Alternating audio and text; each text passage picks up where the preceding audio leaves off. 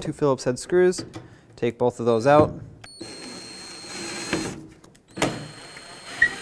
Now you can pull the taillight assembly straight out. With the taillight off, I'm going to spray this with a little bit of rust penetrant. Next, I'm going to use a 15mm socket, put that on there, and with a T40 Torx, I'm going to hold the striker bolt and remove the nut.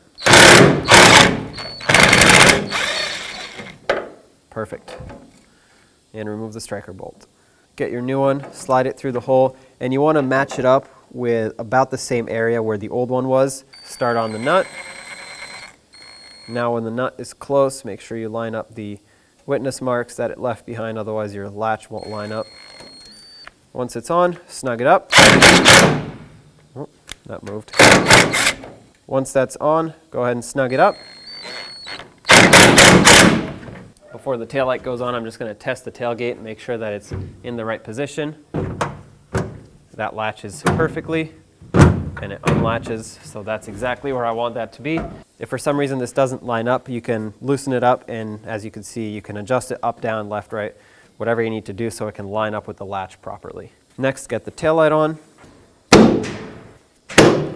Start on your 2 Phillips head screws and snug them both up. These don't need to be very tight, just snug them up. And there you go, that's installed.